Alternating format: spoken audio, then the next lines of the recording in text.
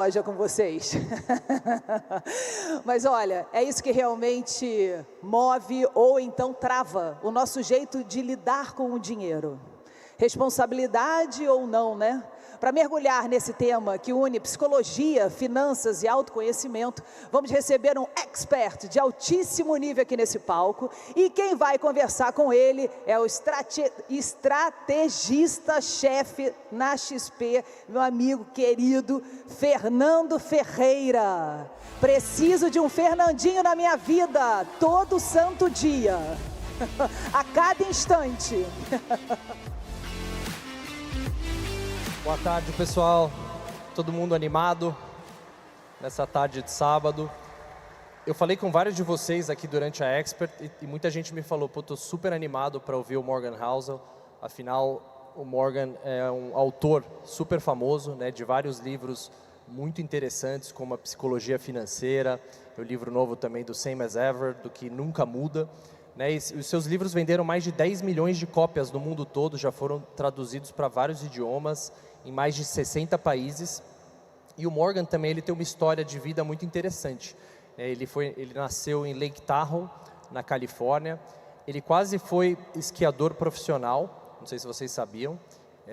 E por um acaso, ele acabou sobrevivendo a um acidente de esqui que aos 17 anos levou a vida dos dois melhores amigos que ele tinha. Ele conta essa história no último livro dele, né, no Same as Ever. E isso acabou mudando bastante a rota de vida dele. Depois disso, ele desistiu do esqui, foi cursar economia e começou a escrever. E a gente estava até falando no almoço hoje, ele falou, olha, eu comecei a escrever porque eu me formei durante a crise de 2008 e eu não tinha emprego. Então, eu comecei a escrever num blog porque eu não tinha mais o que fazer e aquilo acabou virando um hábito. Ele já escreve há 17 anos e agora acabou se tornando um autor extremamente famoso. E o que a gente gosta muito do Morgan é que ele traduz temas super complexos e consegue falar de uma forma super simples.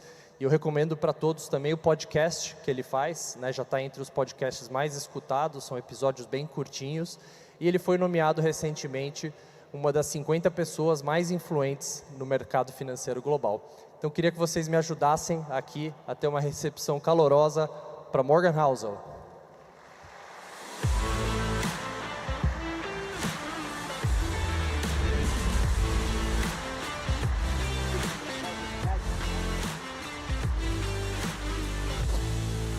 Thank you. There's a lot of people in this room. A lot of people, yes. Morgan, we're very honored to have you here with us. For a couple of years, we've been wanting to have you here with us, so it's great to have your presence. And as you know, right, we were talking during lunch, this is the largest finance festival and conference, right, in the world. We receive over 45,000 people over 3 days, right? But before we talk about investments, we actually have to talk about how to save money, right? And when I was driving here today, I was listening to one of your episodes on your podcast, right? Let me convince you why you need to save money, right? And it's a topic that is usually overlooked, especially for finance professionals like us, right? So I wanted to start there, if we can discuss, I mean, what do you recommend in terms of habits for people, for professionals, for everyone about this very important topic that is usually overlooked, right? Why is it overlooked and why is it so important, right? And how to deal with money. First you have to, right, save for the long run. Well, yes, hi everyone, thanks for having me. I think there's two big important things to keep in mind with saving. The first is that, this might seem basic, but you brought up a good point, that it tends to be the most educated, the smartest people who overlook this because they think it's too boring. Which is that if we lived in a world in which things were predictable, we knew what the economy is going to do this year, we know what's going to happen in our career, we know what's going to happen with our health and our marriage, the need to save would be minimal. And I think we all want to naively pretend that we live in that world. But the truth is, the biggest risk in your personal life and your career and your company and your country and the world are things that nobody is talking about today. The things that nobody's prepared for. They're not in any economic outlook. And so in a world where the biggest risks are things like COVID or 9/11 or World War II, these massive events that nobody saw coming, in that world, the need to save increases dramatically. And it's not comfortable to think that in your personal life, in your career, in your country, there's going to be a lot of bad things that happen that you don't anticipate, that you're not. So that's the first biggest reason. The second reason that I think makes it easier to save for most people, to get over the hump, is that if you think of savings as delayed gratification, it can be hard for a lot of people, because they're like, I want to live a good life. I want to have a good life, so I don't want to save for tomorrow. I want to live for today. If you take that view, I think it's harder to save. It becomes easier to save if you view every bit of savings as a little bit more independence. And so when I save money, I don't view it as saving money. I view it as purchasing independence. Like, instead of purchasing a new shirt or a new car, like, I'm buying a little sliver of independence. And I don't view it as delayed gratification, because when I save money today, I get pleasure out of it today, because I feel more independent. I feel more in control. I know that all the surprises that are going to happen in my life, I'm a little bit more prepared for them now. I'm going to sleep better tonight. I'm going to look at my family and know that they're a little bit more taken care of. I get pleasure out of that today. And so I don't view it as delayed gratification at all. I view it as current pleasure by buying independence. That's a great way to think about it. Another topic that is super important, right, is the power of compounding. You often talk about, right, about being, I think Buffett talks about being like one of the free lunches, one of the great wonders, right, in investment. And you often cite the fact that, I mean, Buffett, he made 99% of his net worth, right, after his 50th birthday, 97% after he was 65. But can you talk a little bit about that, right, about the power of compounding returns over the long run, and the importance that we all here think about the long term and invest for the long run? I remember it was not that long ago, this was maybe 10 or 15 years ago, that I was talking to another investor about tech stocks in the United States. And they were like, tech stocks can't get that much bigger because it's impossible to think of a company that's worth more than $100 billion. And they're like, if they get bigger, what are they going to be worth, $1 trillion someday? Like, it's unthinkable. And now we have $4 trillion companies. And so the idea, I think the biggest idea with compounding is that it's so not intuitive. The investor Michael Batnick once put this very well. He was like, if I say, what is 8 plus 8 plus 8? You can figure that out in your head. You can figure it out it's very easy. But if I said, what is 8 times 8 times 8 times 8 times, it's very difficult. We're not meant to think exponentially. It's very difficult to think exponentially. And because of that, we massively underestimate how powerful it can be. The easy takeaway for this in investing is that what matters as an investor are not the returns that you earn in any given year, it's how long you can keep them going for. And if you can be merely average for an above average period of time, you'll do amazing as an investor.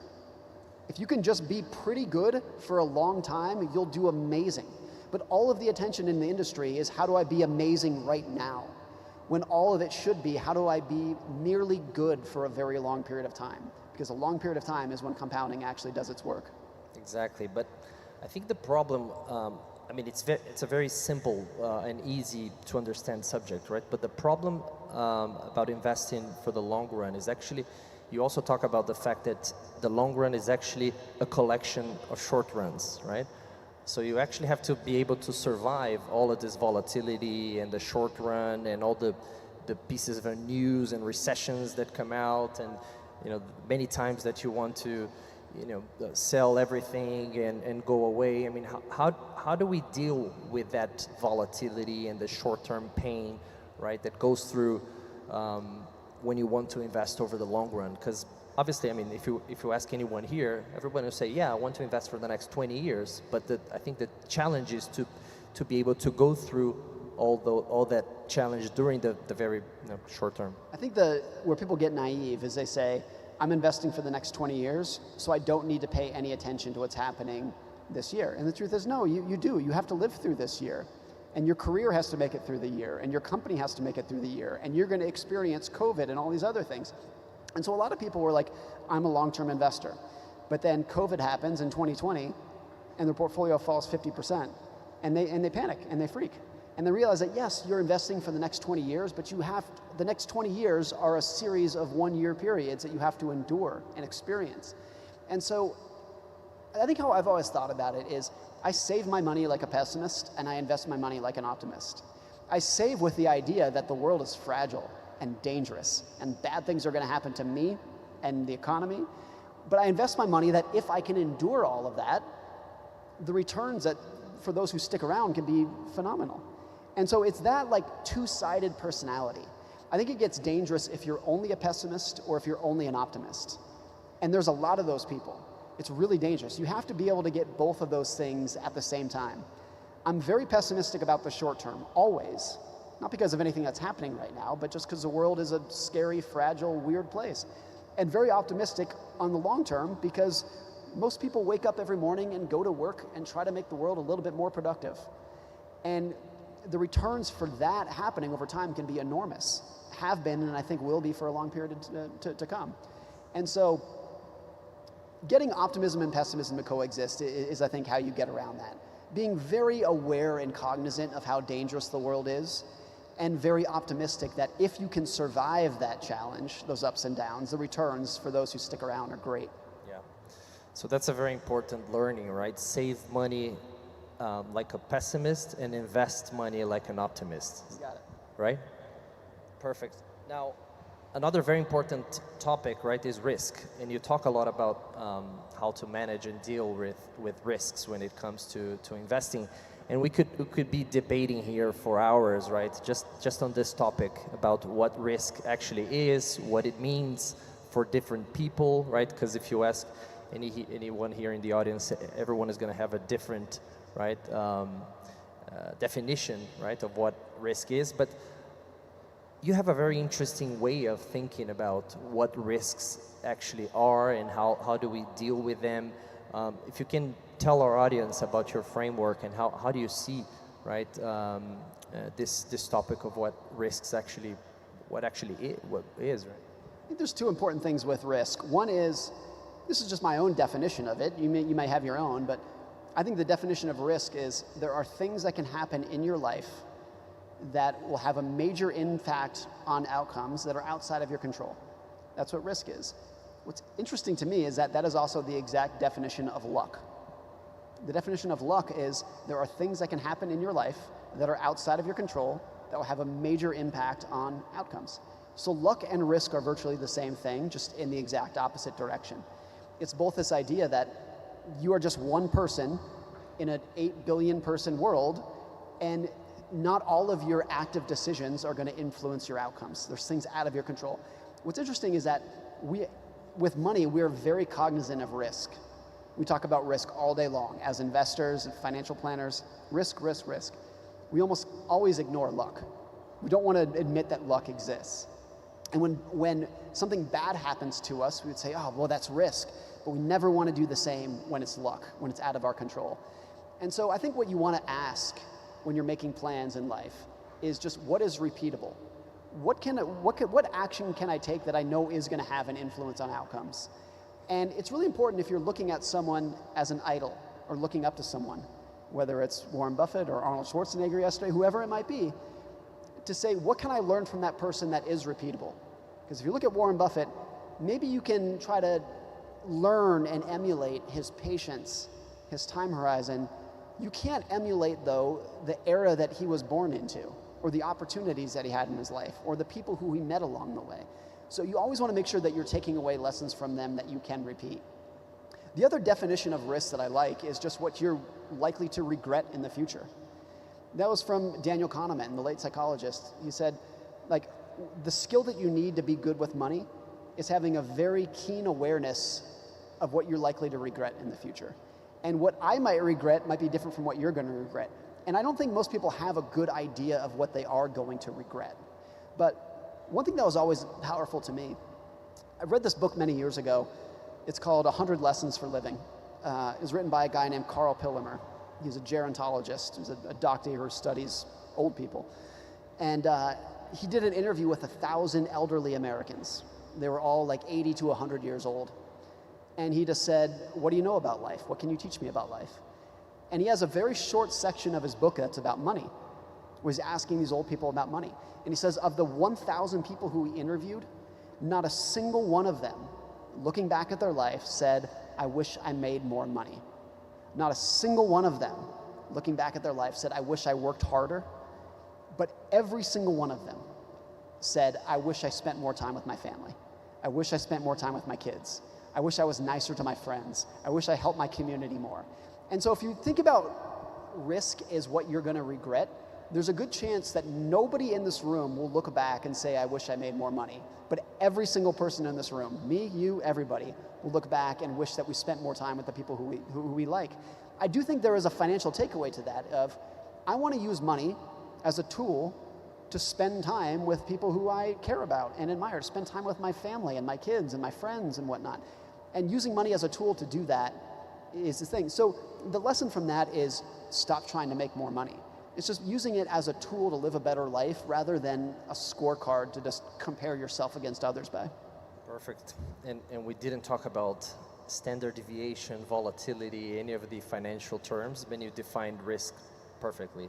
But I also listened to an episode you did with Howard Marks. You went to his podcast, right? And Howard was here 2 years ago in the same stage. And you guys talked about how do you see debt, right? And how debt affects, right, the investment returns over the long run. You even talk about the third person, right, on Warren Buffett's team, that you can talk about his story, what happened to him as well. So in the similar vein, right, about risks, if you can talk about debt, how do you see leverage, right, when it comes to life and also the investment portfolio? This is so simple, but I view debt as the more debt you have, it narrows the range of outcomes that you can survive and endure. It's so simple that if you have no debt, you can endure a lot of ups and downs in your personal life, in the economy, and every little bit of more debt, it shrinks the number of events that you can endure and survive. It's so simple, it's so basic. But I don't view debt as what's the interest rate? Is it a good deal, is it a bad deal? I just view it as narrowing the level of outcomes that I can endure. The story about the third Buffett partner is so interesting, is that most investors know the duo that became Warren Buffett and Charlie Munger, the greatest investors of all time. Buffett was one of the richest men in the world. They're the greatest. But if you go back to the 1960s, there was a third member of that team. It was Warren Buffett, Charlie Munger, and a guy named Rick Guerin. And they were partners together. And they made all of their investments together, Warren, Charlie, and Rick. And Rick was just as big a part as Warren Buffett and Charlie Munger were. And he made some of the biggest investments with Warren Buffett. And then he kind of disappeared. And so 10 or 15 years ago, somebody asked Warren Buffett, they said, what happened to Rick? Back in the 60s, he was all over Berkshire Hathaway, and then he just disappears one day. And Warren told the story, which was Warren, Charlie, and Rick made all of their investments together. They were business partners. Rick did one thing different, which is that he invested very heavily on margin. He was borrowing a ton of money to make all of his investments. And in 1974, the stock market fell 50%, and he got wiped out. He lost everything. He was forced to sell the Berkshire Hathaway stock that he owned. The buyer of that stock was actually Warren Buffett himself. He's the one who bought it. And Warren had this amazing quote where he said, Charlie Munger and I always knew that we would get wealthy. We were not in a hurry. He said, Rick was just as smart as us, but he was in a hurry. And I think that was such a genius quote. Like, Rick was just as smart. He was just as talented of an investor, but he was a little bit impatient. And I don't think it's an exaggeration that somebody like Warren Buffett, or even I would say Elon Musk, Jeff Bezos, pick whoever you want, has gone through their life at like 70% of their potential on purpose. Because more than they wanted big returns, they wanted to make sure that they never got wiped out. And it's a hard thing to do when you're that talented, that wealthy, and you intentionally leave opportunity on the table. Nobody wants to do that. But when you realize like all wealth comes from compounding, and compounding only works if you can stick around for 20 or 30 or 40 years, then it's absolutely the right thing to do. Being able to stay in the game, right, and avoiding the permanent loss of capital. I think that's such an important, right, loss. And a lot of times we are in a rush, right, to have the greatest returns very fast. But as you say, it's more important to stay invested, right, rather than trying to maximize returns every single year. I think what's important too is that everybody's intuition is to not do that. I've done a lot of stuff with high school students, and two things stick out. One is that they're they're smarter than our generation, previous generations were, because they have so much more information than we did. So they're very, very smart. The other thing is that every time I speak to young people, the first question they ask is some variation of, what penny stock should I buy today to become as rich as I can, as fast as I can? That's everybody's intuition, is to say, like, how can I get rich as fast as I can? And these are really smart people. They're not reckless, but that's what makes sense to people. Everyone's intuition is wrong. And it's similar to, like, if you start eating food, you're like, hey, this candy tastes a lot better than this broccoli. Like, this is the stuff that I want to eat. It's the same as investing. And so it's important to realize that everyone's intuition is usually the opposite of the mentality that you want in investing. It's a very hard problem to overcome. Oh, absolutely. Back on the theme about being a pessimist or an optimist, I mean, in our work, when you sound pessimist, right, people's attention grows quite a bit, right? And when you're optimist, people think you're a bit naive, right? So I wanted to talk about this subject that you discuss at length as well. Why does pessimism always sound so smart, right? Why does optimists tend to be shrugged off, right? And people don't pay as much attention.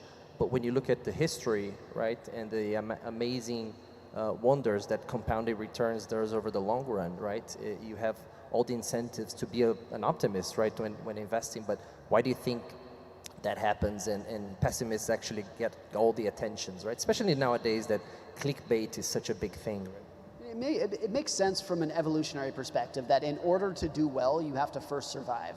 So people are much more attuned to threats than they are opportunities. That's an obvious basic thing.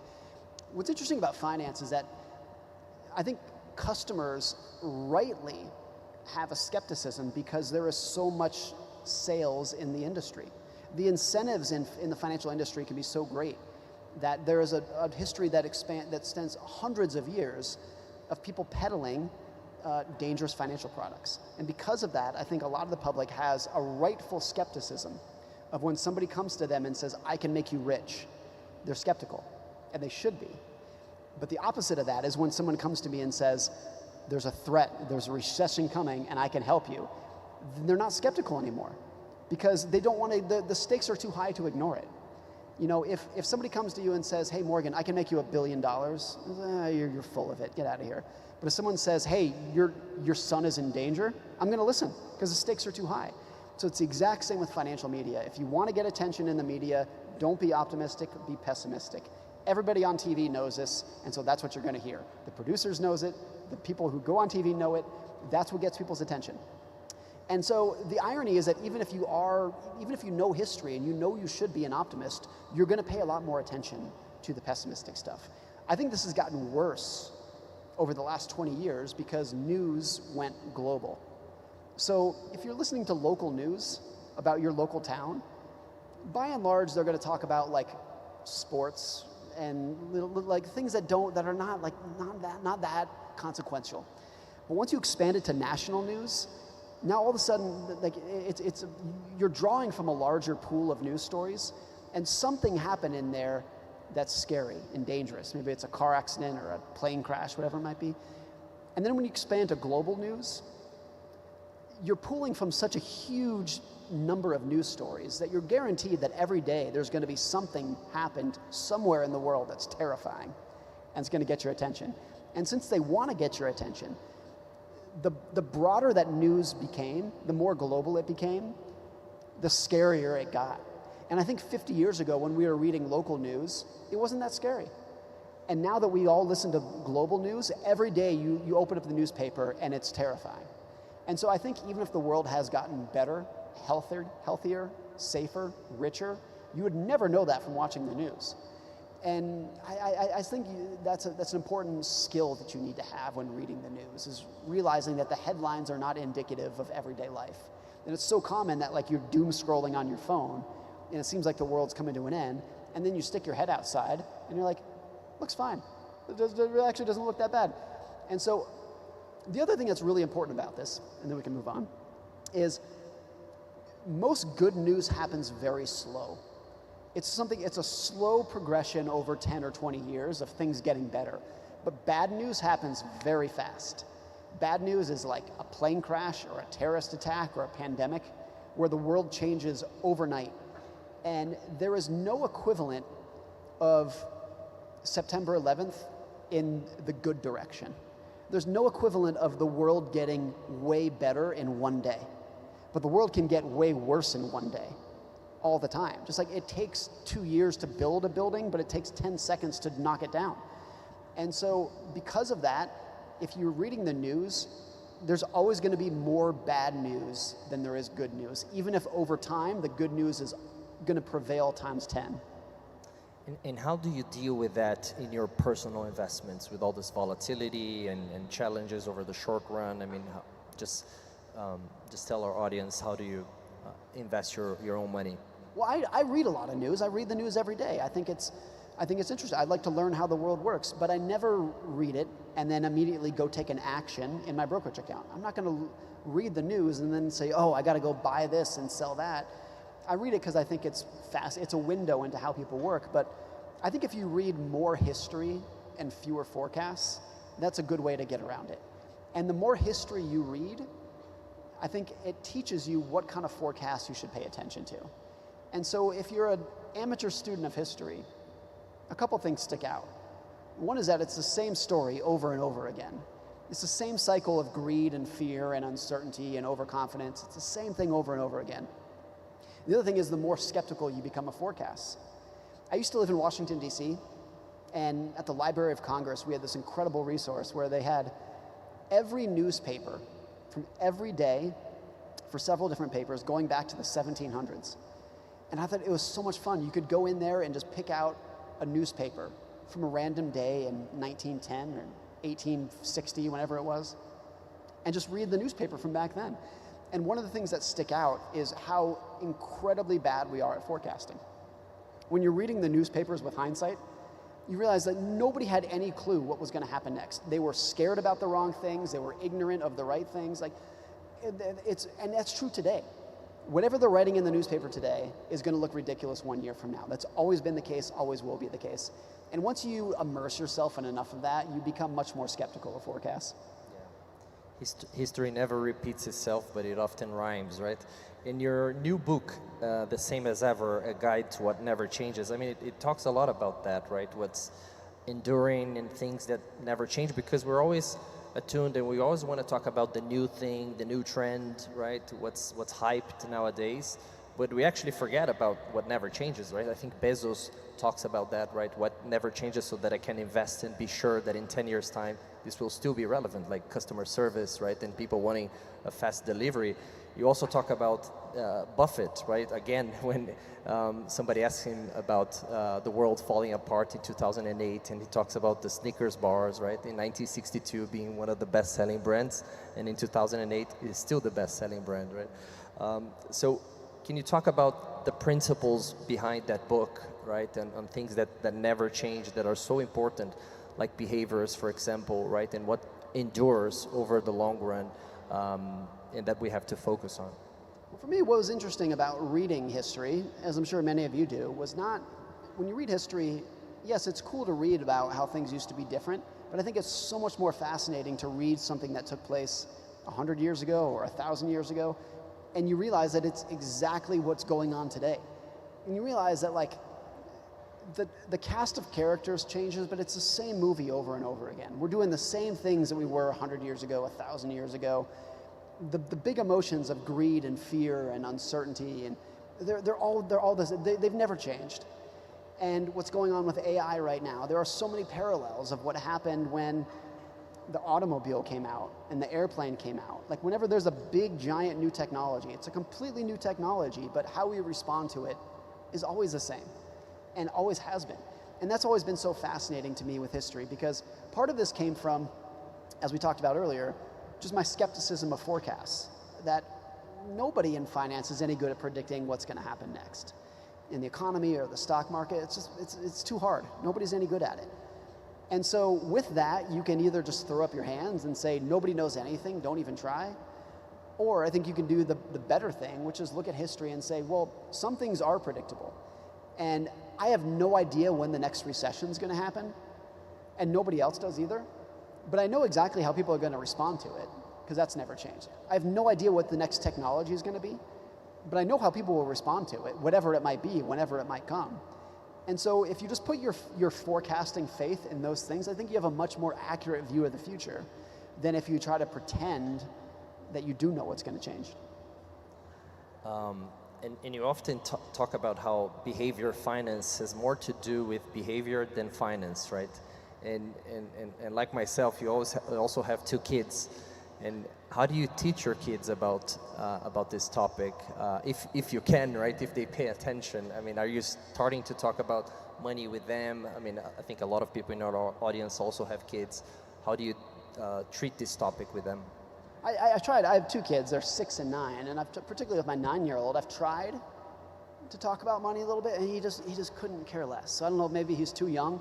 But what's true too is that, particularly if you're a parent and you have more than 1 kid, you know this. Every kid is so completely different, and I can already see my son and my daughter are so different. So how do you teach financial principles to people who have a very different goals, very different view on life? I don't think you can. I'm one of 3. I have a brother and a sister. All 3 of us are so different when it comes to money and other topics, but financially we ended up so different. We have different goals, different needs, different desires.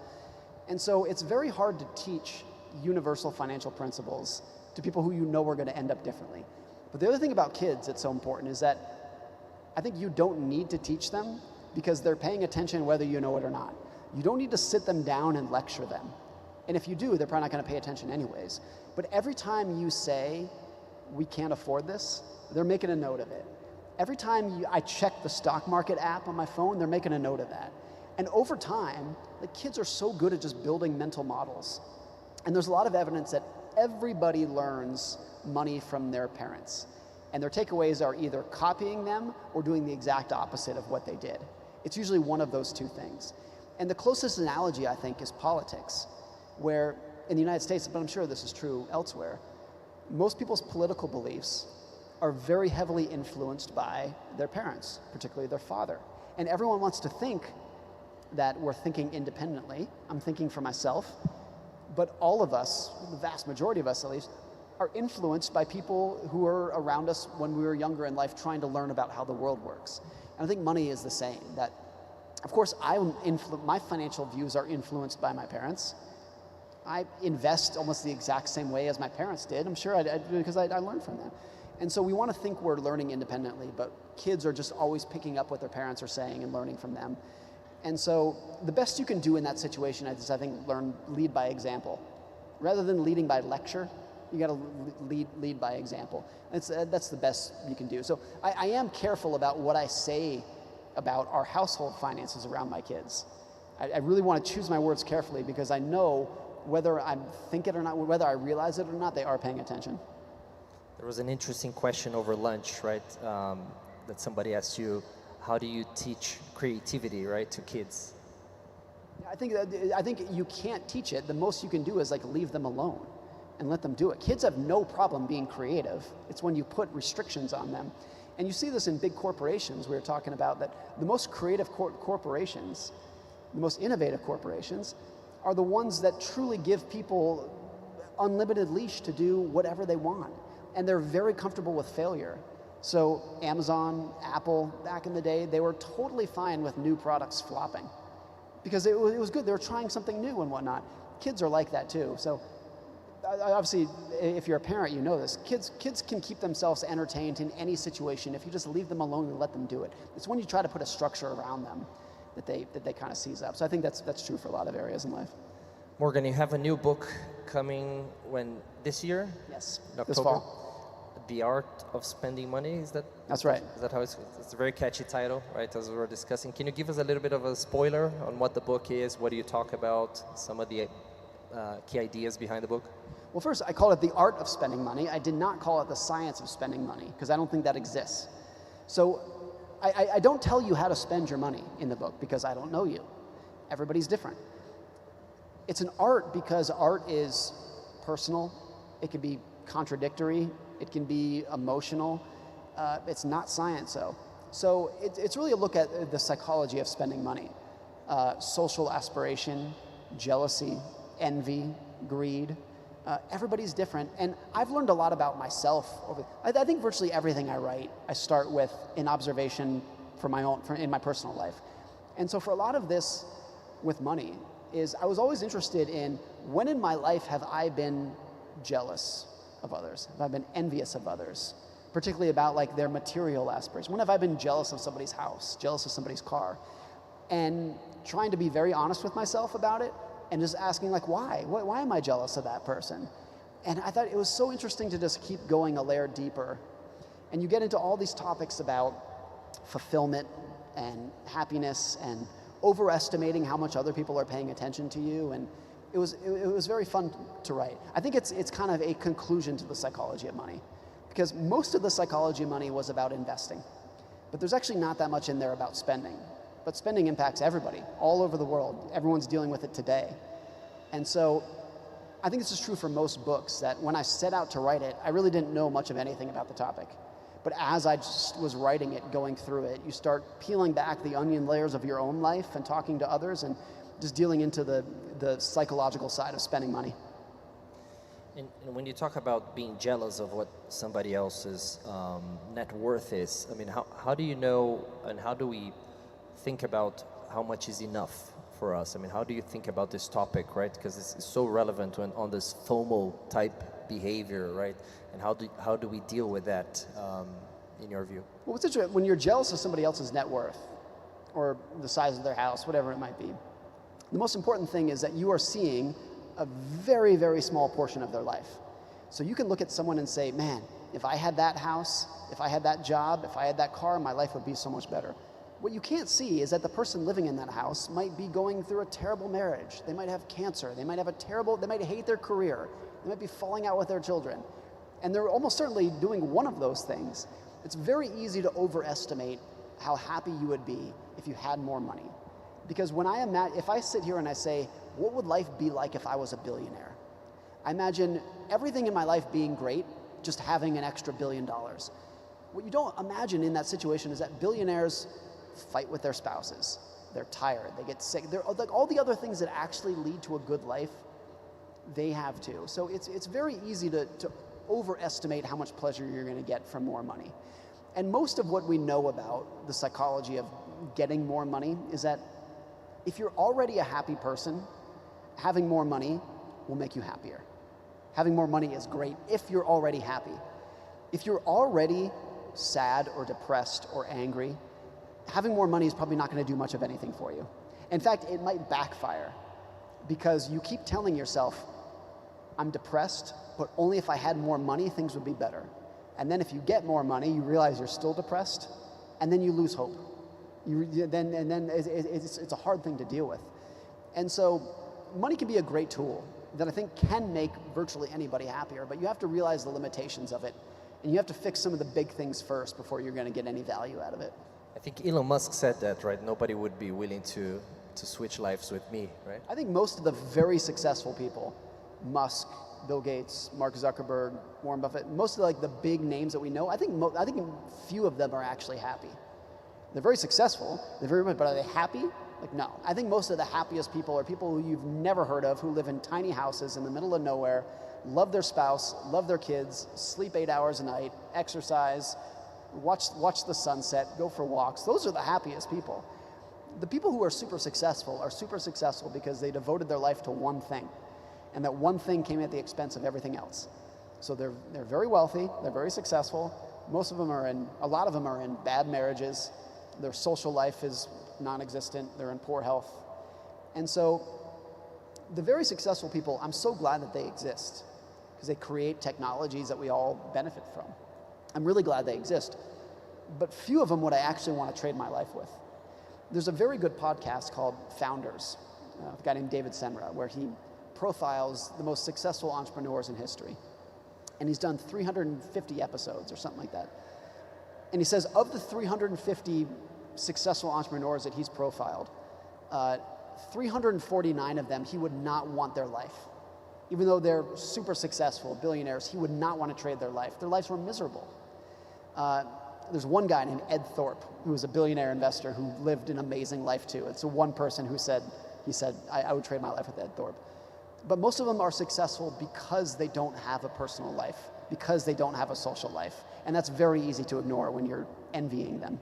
Yeah, no, absolutely. Now, back to one of the topics and themes of the psychology of money, is that, as we discuss here, right, the financial success is not a science, it's more of an art and a soft skill, right? But what sort of behaviors and personality traits do you see in successful investors, right? People who've endured and have, you know, a great success. What were some of the personality traits that you see in them? I think one is that there's never a finish line. There's never a goal of saying, once I've achieved X, that's what I'm going for. It's always a continuous thing. And so I think, like, pick whichever entrepreneur you want. None of them set out to build a company and then sell it. None of them set out to build a company and cash it out. They're all people who've done the same thing for 30 or 40 or 50 years and just do it consistently over and over again. And whether it's their net worth or their business or their relationships, whatever it might be, there's no end point. It's always, I'm gonna do this for as long as I possibly can. That's a big one. The other is this like contradictory mix between extremely optimistic and confident and paranoid, terrified at the same time. They have both those things at the same time of like, they have this mentality of like, I'm so smart, I can do anything, and I don't know anything. I'm so stupid, I'm so naive. And they get both of those things at the same time. It's a very rare mix, but when you have that, it's amazing. Now, a lot of politicians will only have one side of it. They only have the upside. And a lot of people who are not that successful only have the downside. It's when you have this like dual personality of very confident and terrified at the same time that you get people who can have long-term successes. Right. Sorry, did you say something? Yes, somebody's testing the sound right here. And on the other hand, what common mistakes do you see on even intelligent people, right? And how do they, and when they have troubles with money, right? What sort of behavior mistakes you see with them? The two biggest personality traits that lead to the vast majority of financial problems are overconfidence and impatience. It's so simple, but it's overconfidence in the idea that you know what's going to happen in the world next, particularly for investing. I know America's going to do this. I know Brazil's going to do that. I know what the stock market's going to do. And the truth is, nobody does. No, you don't. I don't. You don't. Nobody does. It's that level of overconfidence. And when you're overconfident, you are completely surprised and caught off guard when the world inevitably does something that you didn't see coming. And so I'm optimistic that my kids will be living in a more prosperous world than we are today, and your kids will. But nobody has any idea what the path between now and then is going to be. And so that overconfidence is one. And then the other is impatience. And the biggest thing about impatience in investing is that it's not necessarily a character flaw, as it is just a misunderstanding of what we mean by long term. And so for young investors in particular, if you ask them what is long term, what's the definition of the long run, a lot of them will tell you like 1 year. Like 1 year is the long run, or maybe 5 years. And it's not their fault. Like in a lot of, if you're 20 years old, 1 year does seem like a long time. But historically we know what we mean by long term in investing is like 30 years, or 40 or 50 years. It's a lifetime to where like you're very likely to do well if you're that patient. And so a lot of it is just a misunderstanding of the amount of time that we actually mean when we say long term. Absolutely. And we have in our audience retail investors, also investment professionals. I mean, what sort of habits and a mindset would you tell them to cultivate, right, to be able to have that success over the long run? What do you think is important to tell our audience about that? This is true for particularly young people, and particularly like lower income people. This is probably the most underrated advice, is just check your accounts every day. Check your bank account, check your brokerage account every single day. And the reason is because most financial mistakes don't happen because you were because you thought something that wasn't true, that you had a belief that wasn't true. They come from ignorance. People just don't know how much money they're making. They don't know how much is coming in. They don't know how much is coming out.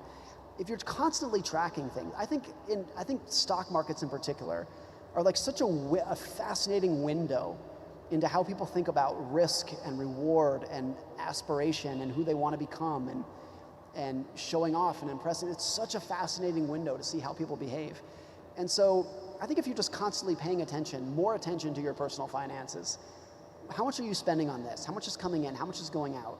No advice could be more basic, and I think no advice will move the needle more than just becoming more cognizant of your finances, more aware of your finances. I think that's the biggest one.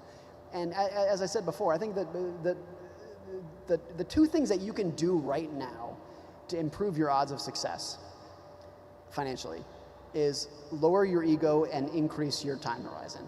That's the most valuable financial skill in the world is not needing to impress anybody. That's the most valuable by far. And if you mix that with patience, that's 90% of what you need to know to do well financially, is not wanting to impress strangers and having the patience to compound over time. Those two things, the absence of those two things do the most damage of anything financially. And they're so simple, they're so basic, they're things that anybody in this room can implement right now. Right. It's not overly complex, right? You usually think about investments being a very complex topic, but actually success comes from very simple and basic principles, right? And that's true for even the most educated, people who work at banks and hedge funds and whatnot. Most of the time, the reason that they're going to do well or the reason they're going to fail are for very, very basic things. It's very similar for health, where medicine is a complex field. And there's a lot of very complex biology, and so is finance. There's a lot of very complex financial mechanisms and whatnot. But in health, what really matters is are you eating right? Are you sleeping 8 hours a night? Are you smoking and drinking moderately? It's the simplest things that move the needle the most. And it's the same with money. Yes, there are complicated parts of finance, but spend less than you make, invest the difference, and be patient. Right. That's the diet and exercise. It's so basic and so boring, but it moves the needle more than anything else. And I think there's a sweet spot in finance where you're smart enough to understand the basics, but you're not so smart that the basics bore you. Once the basics bore you, those are the people who end up doing poorly. And I mean, we have also a lot of financial advisors, right, that deal with clients on a daily basis. And we were talking over lunch. You also talk in your books about the fact that no one is crazy when they're dealing with money, because everyone has a different perspective, right? In life, has a different personality, right? And the way they view one aspect might be completely different, right, than another person, and both of them could be right? You even talk about low-income people when they buy a lottery ticket. It might sound like a stupid investment decision, but they have a point of view why they're doing that, right? So again, to those investment professionals, and how should they treat their clients when they discuss with clients that are completely different? What sort of advice do you have to them on how how they should behave with that? Back to parenting and kids. Some of the best parenting advice that I ever heard is that your job as a parent is not to teach your kid, it's to help them become the best version of themselves. It's not for me to impose my will on them. It's to help them become who they truly are. And I think at a broad level, that's true for the relationship between advisor and client, that every client has different risk tolerance, different goals. And so the job of an advisor is not to impose their will, to impose their views on the client. It's to figure out who the client is and help them become the best version of that. And I think once you do that, you'll realize that a lot of clients have a really low risk tolerance, lower than the advisor. And it's fine if they're in a lower risk investing strategy. That works for them. Daniel Kahneman, the great psychologist, died about a year ago. He went to his financial advisor about 20 years ago, this probably was, and he said, I have no desire to make any more money in my life. I have no desire to see my net worth higher than it is right now. I just want to live out the rest of my days on this little nest egg that I have. And his financial advisor said, I can't work with you. I don't want to work with you. Because it was crazy to the financial advisor that somebody would not want more money. And Kahneman brought it up because he was like, it's so fascinating that to this financial advisor's perspective, that it was inconceivable that somebody would not want to make more money. Whereas in Kahneman's mind, he was like, yeah, it makes perfect sense. I don't need to take any more risk. He was 80 years old at the time, whatever it was. And so the idea that clients in particular have such a vast differences in what they want and what they're trying to get out of their money, And if the advisor says, this is how you do it, this is the right way to invest, this is the right way to save, that's some of the most dangerous advice that an advisor can give. Basically providing a service so that clients can achieve their own goals, right, and improve their lives, right? I think that's a better way to frame it. Helping them become who they are rather than imposing their will on them. Oh, that's very interesting. We're coming, unfortunately, to the end of our talk, so I just wanted to ask you for a final message for our audience and all of the clients that we have, all the 5 million clients that we have here at XP, and thank you for coming to Expert 2025. I mean, the invitation is open for you to come for many, many years and keep the conversation going. This has been so much fun. Thank you so much for having me. I love coming to Brazil. This is my 4th time, and I love it here. It's a great city, and you're going to have to bear with me while I ask for a selfie with everybody. All right, wave.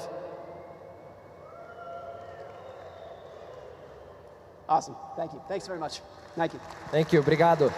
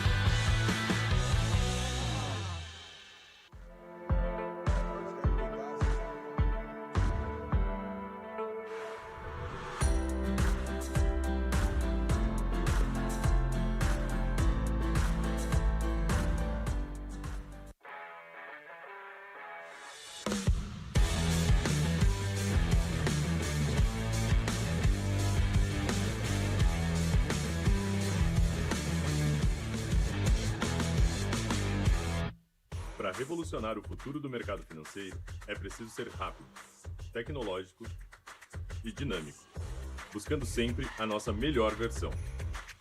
A evolução do trading. Nelógica, a número 1 em tecnologia para o mercado financeiro. Desde que chegou aqui, a BYD já se sente brasileira. Só faltava nascer aqui.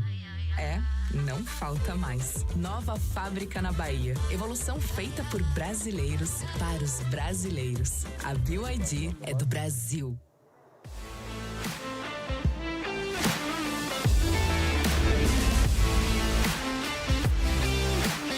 De volta, de volta, de volta. Rapaz, que movimentação, hein? É boa essa movimentação. Sucesso também. Oi. O próximo painel traz vozes de muito destaque no nosso país. Empreendedores que não apenas constroem negócios de sucesso, mas que geram impacto, inovação, empregos, transformações reais em diferentes setores da nossa economia. São pessoas que enfrentam todos os dias os desafios do Brasil. E a gente sabe que são muitos, né, gente? E que justamente por isso têm uma visão estratégica, inovadora, prática, necessária sobre o que está e o que não está sobre o nosso controle.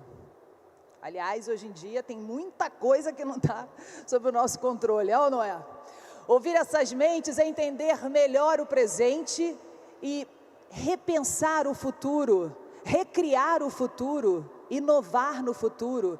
E para conduzir essa conversa, eu vou chamar logo ele aqui. Rafael Furlanete, vem pra cá, Furla! Fala, galera! Ô, Glenda! Fala aí pra mim! Tá cansada de mim já? Eu não, rapaz, não tô cansada de você não, sabe que eu adoro você. Hein? Eu adoro fica aqui você, mais sou um sua fã. pouquinho, fica aqui mais um Olha lá, pouquinho. ele faz isso, aí depois ele me esquece e eu fico aqui assim, mais ó. um pouquinho, que isso? Não, é porque a Glenda acha que eu tô chateado com ela, porque ela furou 10 minutos o painel com o Rodrigo É Santoro. verdade, Mas é eu falei, verdade. pô, com o Rodrigo Santoro tudo bem. Pô, Tudo o cara bem? Você deixa? é ídolo internacional. Não é verdade? E eu tenho uma história com o Rodrigo Santoro que você sabe. Peraí, cara, que isso? É verdade, Ah. porque é o seguinte, quando meu pai estava sem dinheiro, e aí eu fui fazer colégio em Vitória, na capital do Espírito Santo, É sério? eu vendia calça jeans para pagar as aulas de inglês, porque eu não falava inglês muito bem, até hoje eu acho que não falo tão bem, mas eu me viro. E aí eu chegava para vender as calças jeans, e um tio meu tinha dado um bolo de calça jeans, falou, ó, essa calça jeans o Rodrigo Santoro usou no desfile. É Aí eu sério contei essa história para ele, que eram as calças da Sandpiper, lembra Sandpiper? Sandpiper, Que eram- claro. Aí eu falei, olha, Rodrigo, você me ajudou a vender calça, e eu tô aqui um pouco por você, e você nem sabe disso, então você... Que tá... máximo essa